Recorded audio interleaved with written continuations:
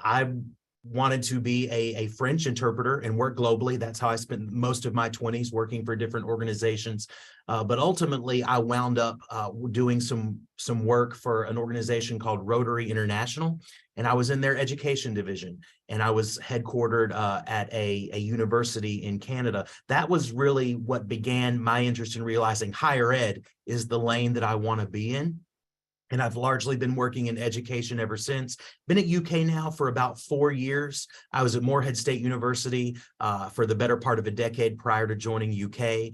But my passion is working with students and helping them figure out what it is that they want to do in their careers. So that'll be the nature of our talk this morning. If you're on the market, how do you know that you are ready to present yourself in the best light as a strong candidate? That's what this talk is all about. Now, recently, those of you who use LinkedIn, and we'll talk a little bit about LinkedIn, recently this was trending, this infographic. And I show this to my students in the classes that I teach. All too often, we are taught to define our professional success, perhaps by salary, perhaps by job title. And IBM was putting out there, might what is indicated, what you see there, be a better measure of how we define success. And I thought this might be a nice way to kick off the conversation. Ultimately, I want folks to be in roles that align with how they define success and give them purpose and meaning in how they earn their living, and how the work that they do, what it means for others.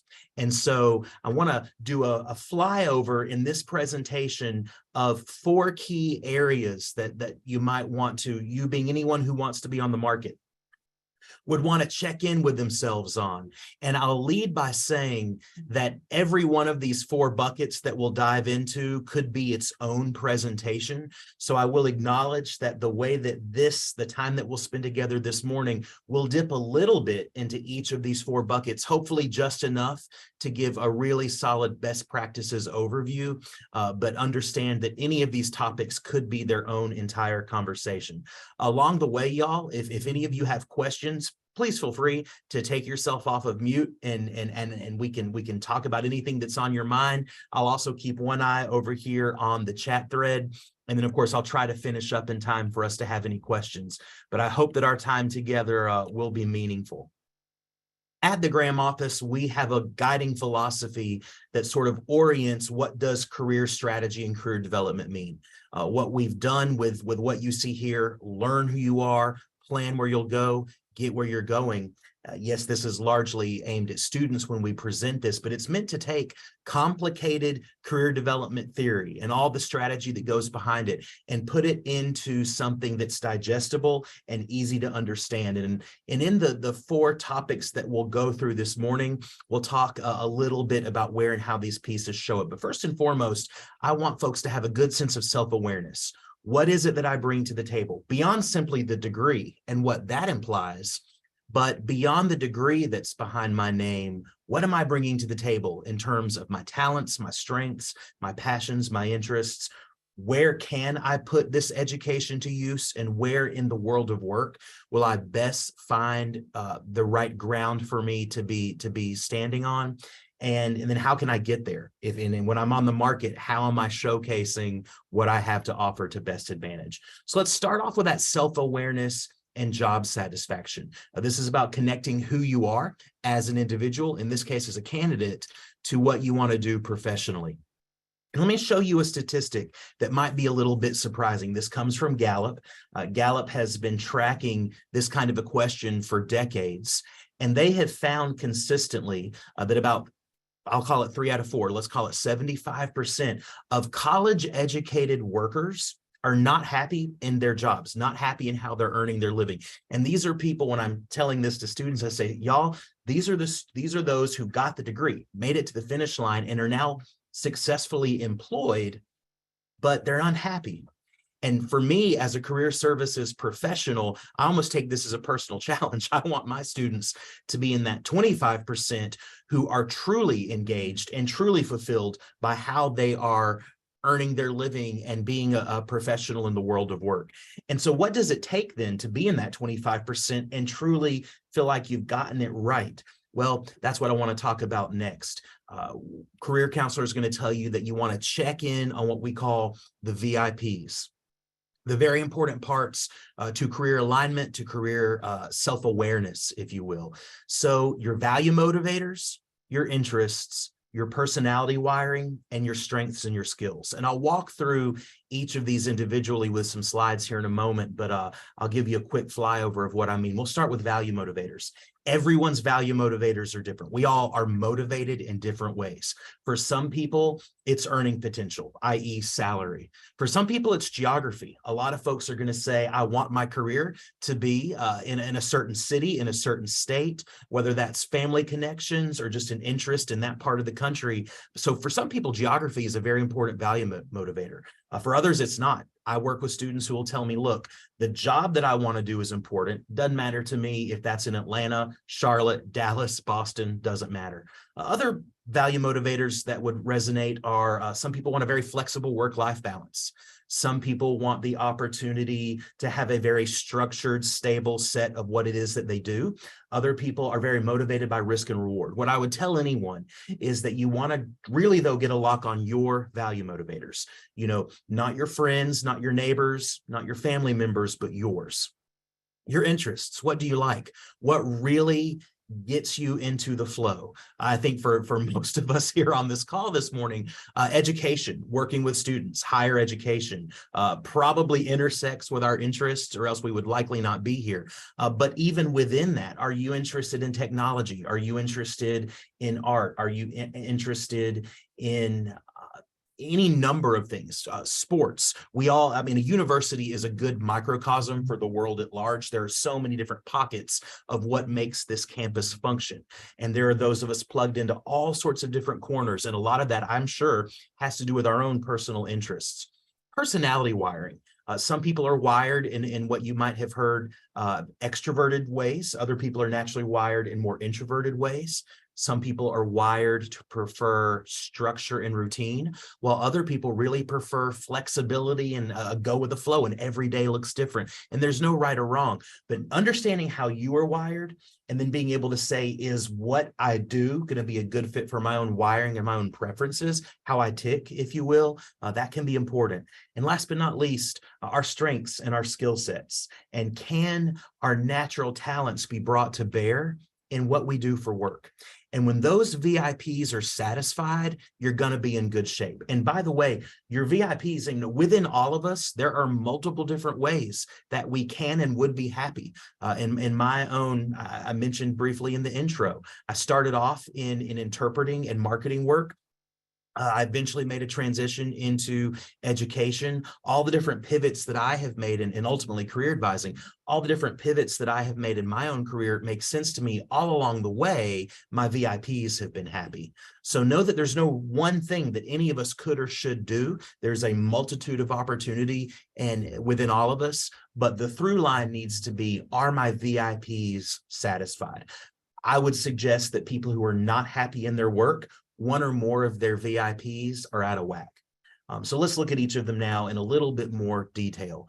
Here we're looking at the value motivators. I've put in front of you what are some of the most common value motivators that are out there. Again, some people want a fast-paced work environment. Other people, no, I want a relaxing environment. Am I going to have an opportunity to collaborate with others? Some people are very much, nope, give me a cubicle, give me an office, let me shut my door, let me get my work done. Again, there is actually no right or wrong other than what matters to you. So I always encourage everyone, get a good lock on what your value motivators are, because it is very much an anchor. And by the way, your value motivators absolutely change over time.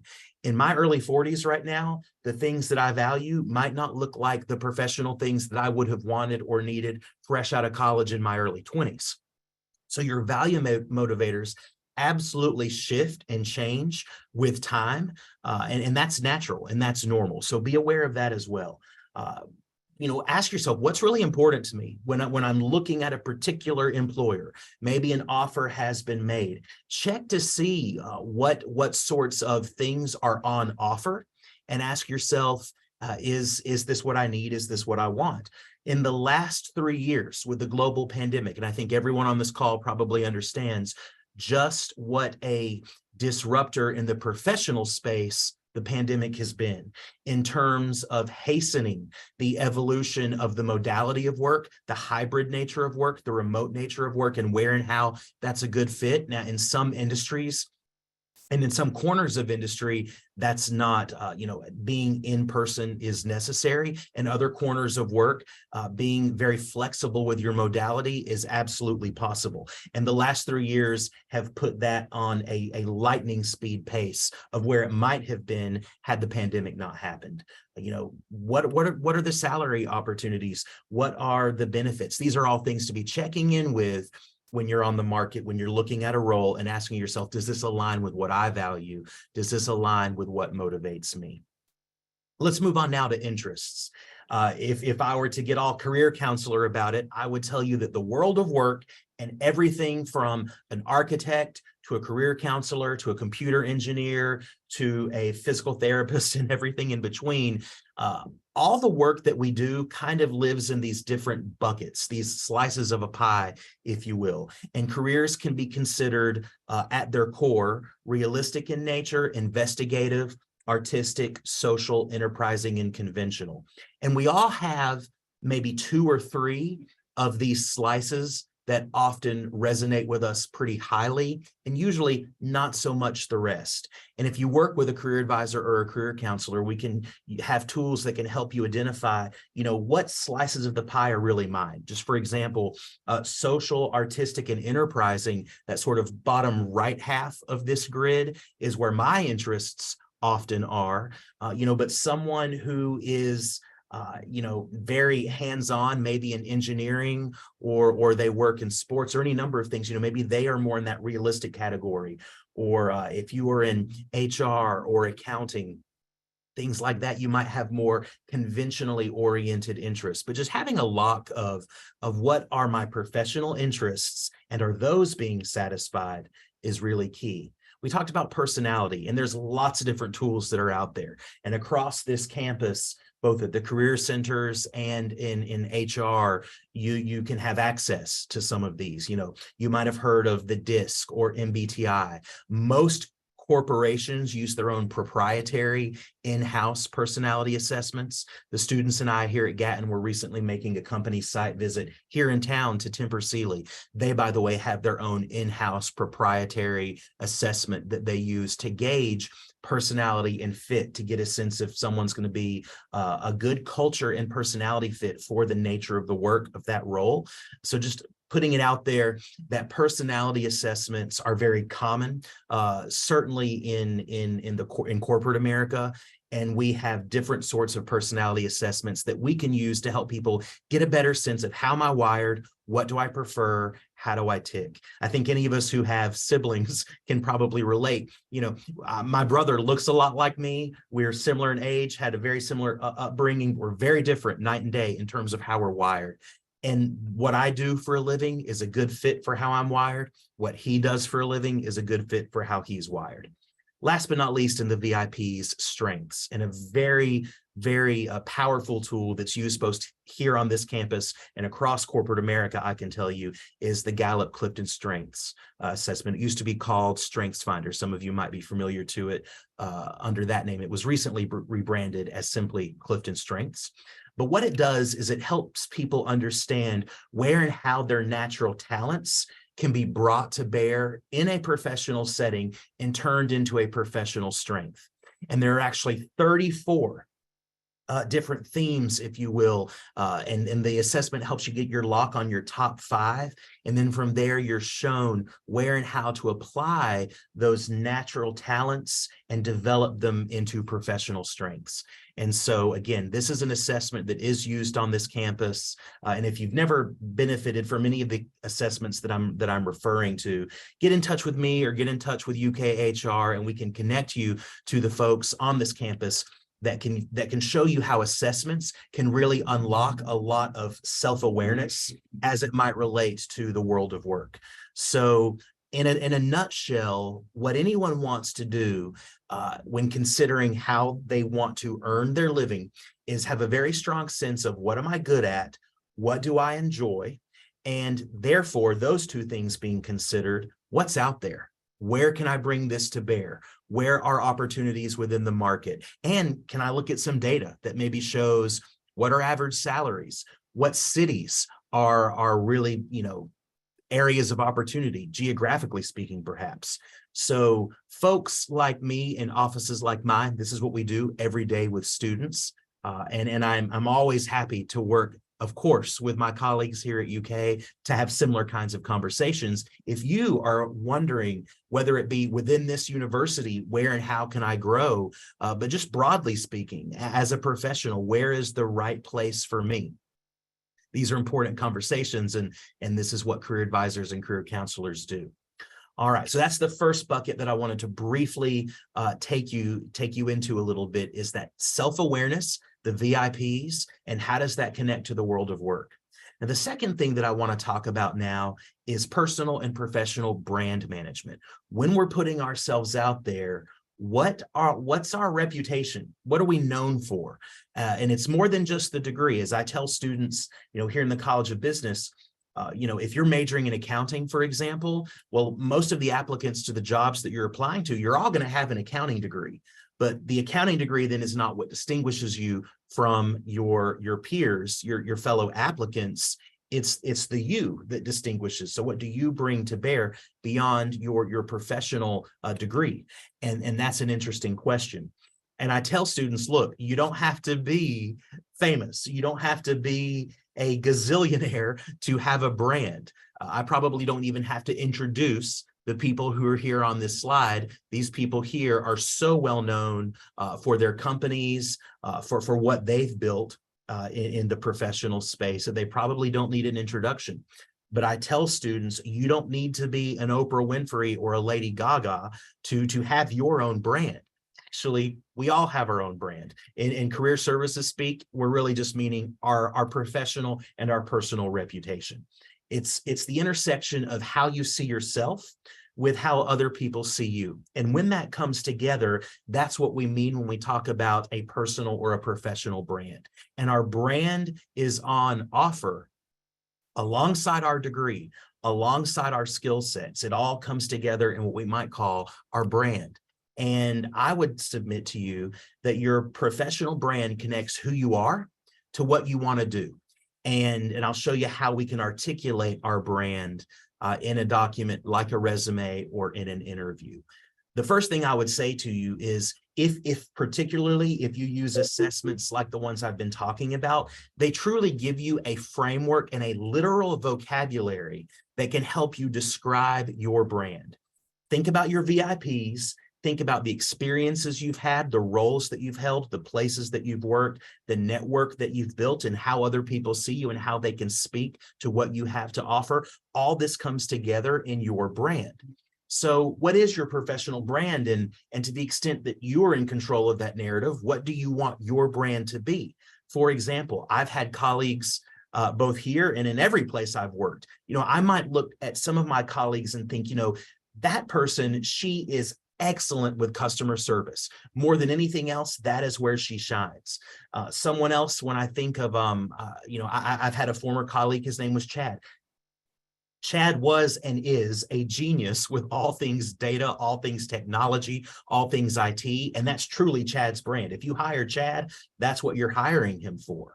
And so at the bottom of this slide, I've put, are you creative and energetic?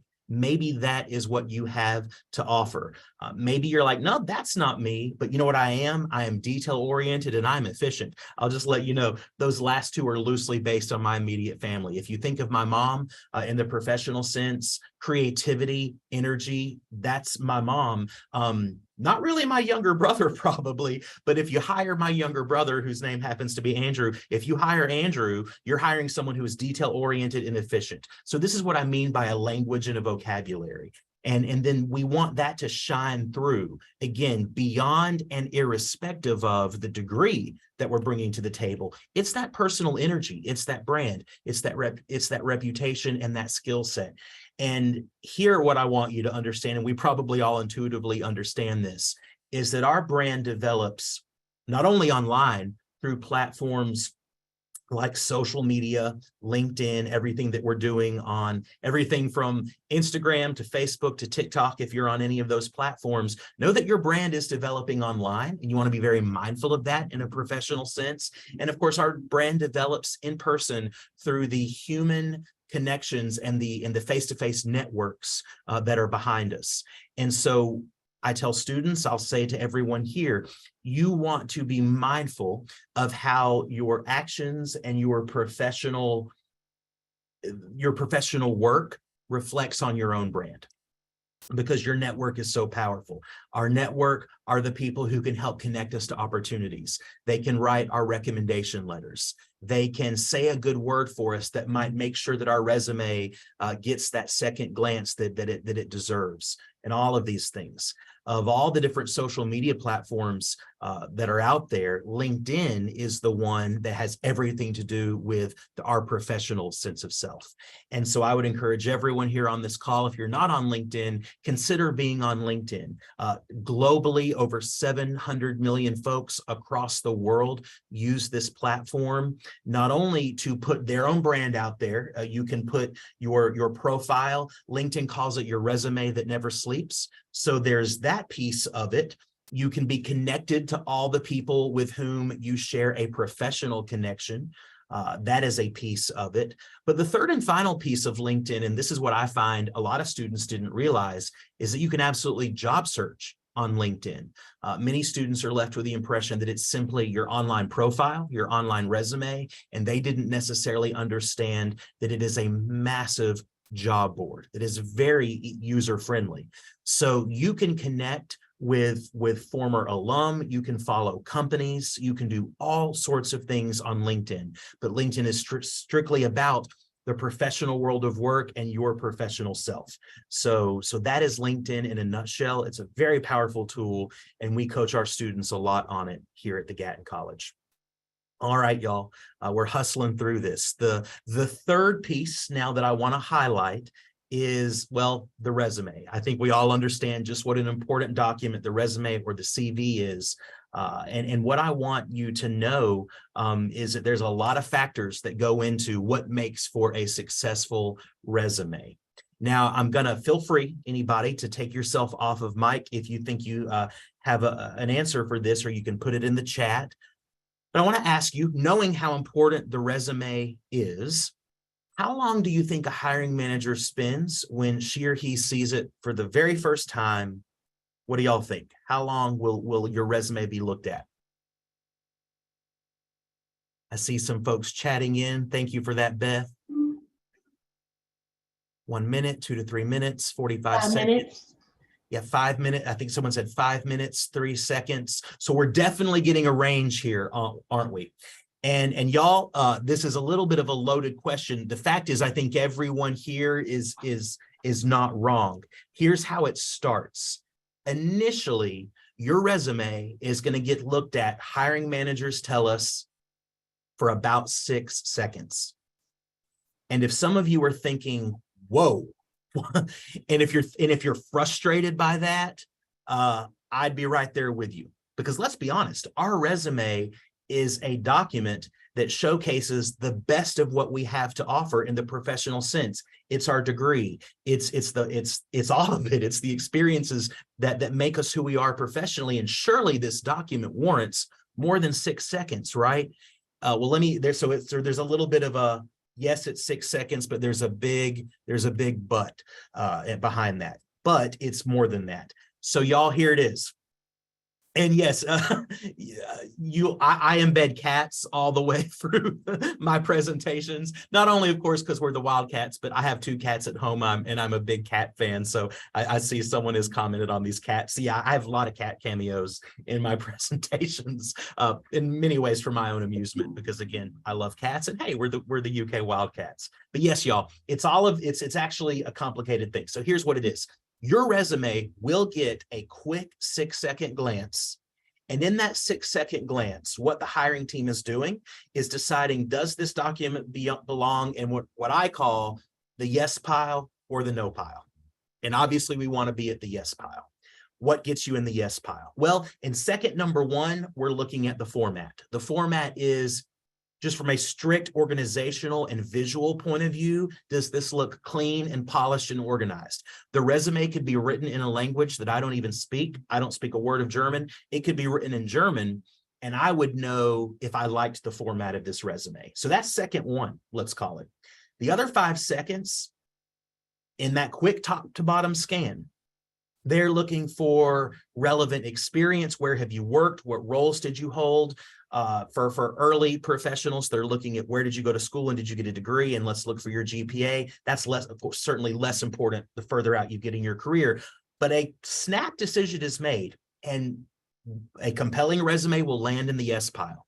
Once your resume is in the yes pile, it will get carefully read for all the portion of time that many of you suggested, including, a solid read, multiple minutes, it will carefully be read. So all the care and attention that you put into the wording, into really framing the content of your resume, it will be carefully read, but you oftentimes have a seconds long window to make that impression. And so that's why it starts as 6 seconds, but then it gets a more careful read if you wind up in the yes pile. So I want to quickly show you some best practice tips on how to get the format piece right and also the content. And let me, before I even go further, let me say, resume development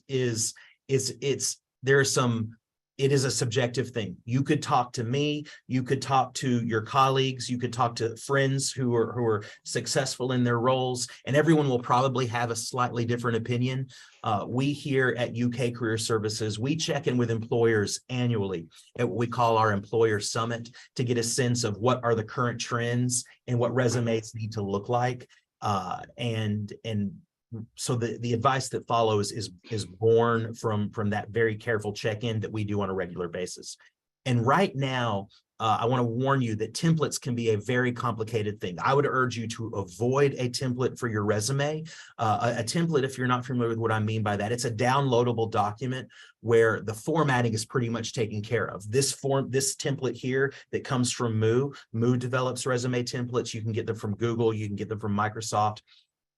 Format-wise, they do a lot of the guesswork for you. They look clean, they look polished. They often have a nice pop of color or some good graphic elements. Visually, I'll be honest, templates can look great. But I'll also let you know that, like this, for example, this very template that you see here, it was the IT template maybe 3 years ago, and I'd see it scores and scores and scores of times. So it out the gate is not necessarily very personalized, but the much more important reason to be mindful of templates is for applicant tracking system reasons. We call them ATSs. ATSs, that's just a fancy way to see that if you are in a click here to apply scenario, a computer is going to be scanning your resume before a human being does. Now, some applicant tracking systems are very savvy and are not thrown by a template. Many, however, cannot successfully read a template.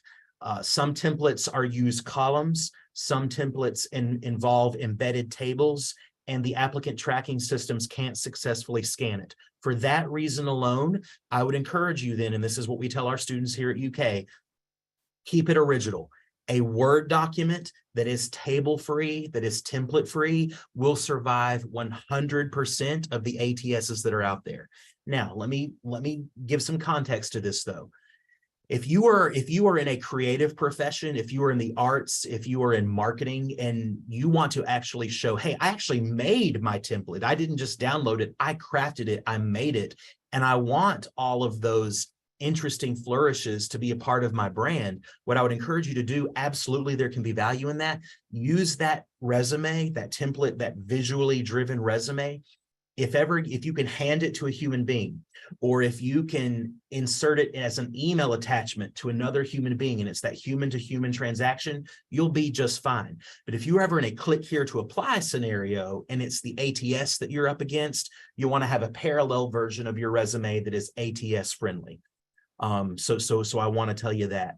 It's what the vast majority of hiring managers tell us that they want. And in that case, simple is better. Now, the content of your resume, the words that you use, and how you describe the previous roles that you've had. That's the next thing where I want to spend a little bit of focus. One of our recruiters here at Gatton, her name is Rochelle. She's from Goldman Sachs. This is literally a quote from her. She said it in this building just down this hall a few years back. But when she was here on campus recruiting, she said, look, every bullet point that I see needs to pass the so what test. And I said, Rochelle, can I please quote you on that with students? And she said, yeah. Well, let me tell you what Rochelle means.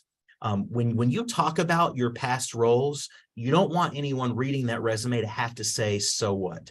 And so we use a strategy called the CAR model, which stands for context, action, results. If your bullet points have some C, some A, and really some R, the R is the key, you will pass the so what test with flying colors. So let's take a look at the CAR model. Again, a good bullet point needs to have C, A, and R. And by the way, right now, a hot trend that we are seeing is that hiring managers and talent acquisition specialists really are in love, many of them are, I should say, really love this idea of give me an anchor word, a colon, and then let me have it. If this bullet point is telling a story about teamwork, just say teamwork, colon, boom. Initiative, colon, boom. Problem solving, colon, boom. You get to decide what the context of that bullet point is, but a recent trend is just to make it overtly clear and then go from there. Prior to this trend, the way that you would establish the context, if the bullet point is to showcase that you're a team player, you then need to pick the right verb. And we have guides that we make available to our students that show, look, if you want to showcase something like teamwork, you need to choose a verb like collaborated, partnered, assisted, but that verb right then and there sets the tone. So the first piece is just about context, and you do it with words and you do it with verbs. From there, the bullet point extends into action. Most resume writers write a bullet point that stops in action mode. And this is what I mean. They might simply write, collaborated with colleagues to develop a unique marketing campaign, and then they stop. If your bullet point stops simply in action mode or job description mode, that is the moment that a recruiter might say, so what? You're in marketing. It doesn't surprise me that you've done a marketing campaign. I need to know, was it successful? Was it, how many clients did you attract? How many dollars did you earn or raise? By what percentage did your sales increase? And so you see now in this last portion of the bullet point, that's where the R kicks in. And it is the most important part. And talk to someone like me and everyone on this team. We work with resumes every single day. And so we are able to, when we work with our students, we listen to what they've done and we can help them bring to the surface those really strong results. Again, 75% of resume writers get the action out pretty intuitively and fail to really get across the finish line, the R. Let me show you another example again. Let's look at this one here on the bottom. If I am concerned with really wanting to show that I'm a problem solver, that's the context of what I'm trying to say here, then I need to reach for a verb like analyzed, corrected, improved, reduced. And again, we can connect you with glossaries that will show you this kind of verb showcases leadership. This kind of verb showcases problem solving. This kind of verb showcases financial acumen. This kind of verb showcases leadership. So you set the storyline, you set the context. But again, notice it starts off with action, but it needs to finish with results. You'll always know the result behind your actions. Ask yourself, how did it benefit my client, my customer, my colleagues, my institution? But who was on the receiving end of the benefit? Why did it matter? What value did it bring? And anytime that you can quantify that with dollar amounts or numbers or percentage points, large or small, it really gives context and shape and weight in ways that really, really matter. Remember, your resume is your ticket to the interview. a solid resume is obviously very important, but it's not what gets you hired. It's what gets you a seat at that interview table. And then that's where you'll really make the case that you are the person to be hired. And so as we trend now towards our conclusion, I want to give you a little bit of interview strategy. You've made it to the table, and we want you to get the job. So first and foremost, really understand how you want to connect for your audience, your story, your goals. So you really want to have a lock on your VIPs and be able to be conversational about them. Understand your strengths, understand your weaknesses, be ready to tell stories that showcase the skills that you can bring to this role, and tell those stories and show them with action, show them with context. And we can coach you on how to do that well. In just a minute, I'll give you a tip on what that looks like. But you don't only need to be conversant in what you bring to the table. A lot of candidates fail to do this piece successfully. You need to do a little bit of homework about the employer. Now, you've not been hired by these folks yet, so you're not expected to be a walking Wikipedia page of everything about who they are, but an employer wants to know that you've done your homework. Spend your time on that organization's website, learn about their values, read about their mission statement, understand where they position themselves in the marketplace. Who are their competitors? What are their strategic goals for their company or their organization? What are the pain points? What are the pieces where you hope to be able to bring some solutions and some value? So do your homework, talk to people that you might know, really do that investigation to show them, I didn't just randomly make an application and get lucky and wind up sitting here in this chair. I have thoughtfully applied to your organization. I want to be a part of this organization, and here's why. I understand who you are. I certainly understand who I am, and I'm connecting the dots for you on how we're going to be a good fit. A lot of hiring recruiters tell us that a lot of energy is lost in an interview if a candidate who looked really strong on paper arrives at the table and you can tell they weren't excited about us. They weren't excited about joining our team, and we weren't really sure that they understood who we were. So again, you really do owe it to yourself and to the people who've invited you to the interview to do that level of homework. All right, so you're in the interview, and first, let's back up and acknowledge, does the length of the resume matter? I've just now spotted this question. In an inch, if someone is a recent college graduate, within the first 5 years of their career, hiring managers tell us that a clean one-page resume is what they prefer. The general rule of thumb is beyond that, it can be multiple pages. So for folks that are well into their career, I'm not going to ask you to hold it to one page, but I will tell you to know that folks, again, knowing that it gets that 6 to 8 second glance, we always want to err on the side of being as precise as we can. We can be comprehensive, but we want to marry that sense of being comprehensive with also being succinct. So, but how far back should you go? There's different schools of thought on whether or not you should show every single role you've ever had. A different way to do it is to just showcase the skills.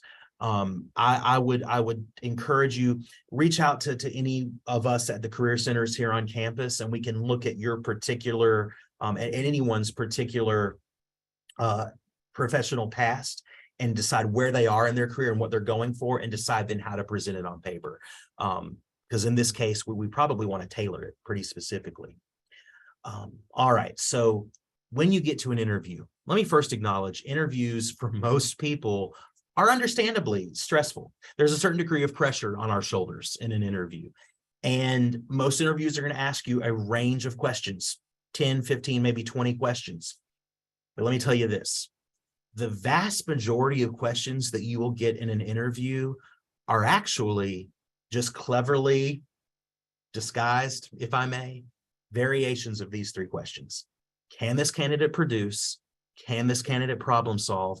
And can this candidate be a team player? Now, production is going to look different depending on the role that you're in. What I need an accountant to produce is going to be very different than what I need a social media manager to produce, or what I need an elementary school teacher to produce. But can you produce? Can you do what we need you to do?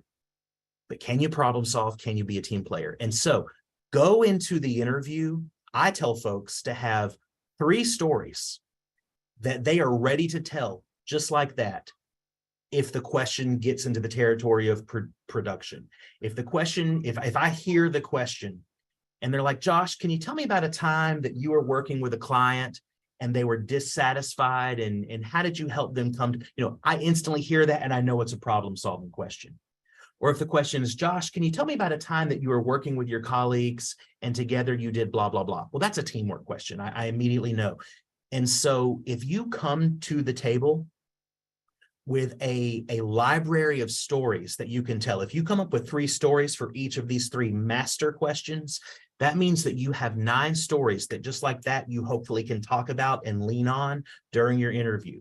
Now, that doesn't mean that we memorize these stories like monologues to a school play. No, it needs to be conversational, but I can guarantee you that you will have an opportunity to leverage those stories. Yes, I can tell you about the time when COVID arrived, and my team, we had to figure out, how are we going to transition what had historically always been done this way? How are we going to do it a different way? So you'll know the stories that you can and should tell, but we want our stories to be structured. And so this is where the STAR method can come into play. If people are nervous in an interview, sometimes they just start to ramble and they hear themselves talking and they're not even sure where the answer is going. Well, this is where the STAR method can come in handy. It does 2 things. It keeps you, the interviewee, on track. It almost functions like guardrails to keep you focused. And for the interview committee, it gives them all they need to hear. So if the response is grounded in a particular situation, you walk them through what you and your colleagues had to do. That's your task. What needed to get done. You explain how you did it. That's the action. And then hopefully it winds up with a good result. So let your stories be guided by the S, the T, the A, and the R. And hiring managers tell us that a good interview response is probably going to land in the neighborhood of about 2 minutes. If an interview response comes out so quickly that the candidate is done talking within about 20 seconds, they have failed to really take an opportunity to tell a story that lands with impact. On the flip side, if the response goes on for 4 or 5 or 6 minutes, it's too much. So for some people, this piece might come naturally. For others, you might want to practice with a microphone and a timer, and but 2 minutes is what we're looking for. But let that S, the T, the A, and the R guide you. And I didn't include a slide for this, but I'll say it here. Make sure that following an interview that you do send a thank you to the committee. I have been on hiring committees before where a leading candidate fails to send a professional thank you for the interview. I enjoyed our conversation. I look forward to the opportunity to bring value to your team. But that professional courtesy of all the people that applied, you chose me to come to the interview. Thank you for that. I mean, we don't say that in the response, but I'm saying the context here is a lot of people could have made it to the interview. Not a lot of people made it to the interview. You did. So you want to say thank you. And I have seen candidates get ruled out because they failed to do that. An email is fine these days. You can send an email. It can be, Dear Mr. Taylor and members of the hiring committee, and then you CC everyone that was at that table. Or if you want to send everyone a personalized email, but what I would encourage you to do is send it out before the sun goes down. That's my personal advice. So you want to say thank you. When you leave, if you didn't catch everyone's name at the interview, talk to the office manager before you leave the lobby. And you might say, Mrs. Sullivan, if I may, I've just concluded my interview. I absolutely enjoyed my time. Could you help me be sure that I have the names of everyone who was part of that committee and their email addresses? So that is fine. You can do that. But I don't want you to leave that interview without knowing who was at that table so that you can thank them all. All right. That was a little bit of an unplanned added little piece of advice, but I want to throw that in there. As we conclude here, everyone, I want you to know that your network is there to support you. Your network is there to help open doors for you, point you in the right direction, and they can be that extra special nudge that gets your resume the glance that it deserves to make sure it's in the yes pile. They are the ones endorsing you on LinkedIn and writing in endorsements for the strengths that you bring. They are the ones that can help coach you and get ready for that interview. So leverage all the things that you see here on your way from being a candidate to be the person who gets hired. In the end, my goal for everyone with whom I get the privilege and the opportunity to work in this space is I want people to feel hire ready. I want people to be confident in who they are and what they have to offer. And I want them to have that sense of polished awareness of how to really do it right. And I hope in the quick time then that we've had this conversation, you know a little bit more about how to check in with your VIPs, you know a little bit more about what we mean when we talk about what do I bring to the table with regard to my brand. Again, am I that person who, if you hire Josh Taylor, you're hiring him for his creativity? Or maybe it's, if you hire Josh Taylor, you hire him because he's efficient. You know, I know what my brand is. It's very different than my brother's brand. It's very different than my assistant director's brand, but I know what I can bring. And if you hire Josh Taylor, this is what you're hiring. We talked a little bit about resumes, how to be aware of the format, how to be aware of the content, how to use things like the CAR model to make sure your results are coming through. And last but not least, we briefly talked about interviews, how to get ready. I told you what the 3 key questions really are. And we talked about the STAR method on how to keep your answers structured and on point. And that's where we ended. Y'all, I hope this has been helpful. I'm gonna take a look now about the questions that I see coming through. What about handwritten notes? Handwritten notes, I mean, that is above and beyond, and I've received handwritten notes for committees that I've been on, and boy, does it make an impression. If you can get that handwritten note to the committee in a timely way, absolutely. I think the best way to do it is to send an email first, because that email is going to get in the committee's inbox. Again, I recommend before the sun goes down.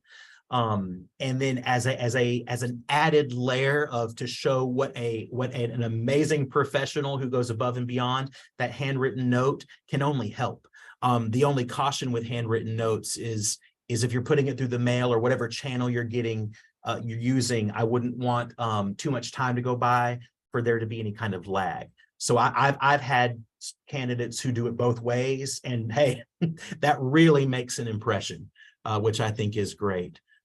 Y'all, thank you. I see some comments coming through that this is giving you some good content and some good value, and then that means that our time here together was successful. So thank you for that. I will then leave it there. If anyone does want to come off mic and have a chat, we certainly can. But again, thank you for blocking some time in the middle of your day to spend with me. I do this every day, which means I enjoy it and I love it. So it's been a sincere, fun hour for me. Thank you for spending it with me. Thank you, Josh. That was great. I did see one other question in here. Yes. A question about, is it possible to change your brand? Perhaps you haven't portrayed the best parts of yourself over time. Yes, that is such a good question. We had a panel of employers here in the College of Business just a few days ago. And here's the metaphor that we were talking about. If you want A, B, and C from me, we were using this metaphor. I have it in the fridge. I have it in the pantry. I can do that. If you need this from me, I can be that. And you can tailor a resume that shows, like, for example, in my early career, I was a French interpreter. Like, I can show you a resume where my brand is all about linguistics and communication and language. And that's like, if you want to hire Josh Taylor for that, another part of my brand could have nothing to do with French or linguistics. It could be about career. You know, so yes, people can have, it's just like if you're making cupcakes because it's your friend's birthday, you open up your fridge, you need the milk, the sugar, the flour, the eggs. you don't need to reach for, or in that moment, it's not about, the ketchup, the mustard, the onions, the celery. You've got it. You have access to that. It's just not what you need in that moment. So people do have multiple layers to who they are, and you absolutely can showcase a different brand. The only thing that you want to do is of course, you never want to be disingenuous. If I can't give you A, B, and C, I can't put it out there. But maybe the company that I'm looking at, they want A, B, and C from me. And I look in my fridge, I've got it. That's part of me. This resume screams A, B, and C. But on Friday, the other company, the other organization that I'm interested in, they don't need A, B, and C. They need X, Y, and Z. And I actually have that too. So I can give that. So yes, that's such a thoughtful and fair question. You can absolutely tailor it and pivot and represent who you are. As long as it's always still true, there's tremendous strategy in that. And yes, that is such a good question. Yeah, and that was such a great presentation. Thank you so much. I learned a lot. It sounds like a lot of people here did. Thank you all for taking your lunch time to meet with us. Our next Lunch and Learn should be March 17th. We will keep you informed of that. I did also want to say we do record these. I think I got it started a little late, but I did get most of what Josh said, the important part of this recorded, and we will share that. So yeah, and reach out with these others. I know it looks like a request for resources, so maybe we can include a link when we share a summary of this so that you all can get resources. Thanks again, Josh. Thank you, everyone. That concludes our February Staff Senate Lunch and Learn. All right. Thank you, Stephen. Thanks, everyone. Bye. Thank you.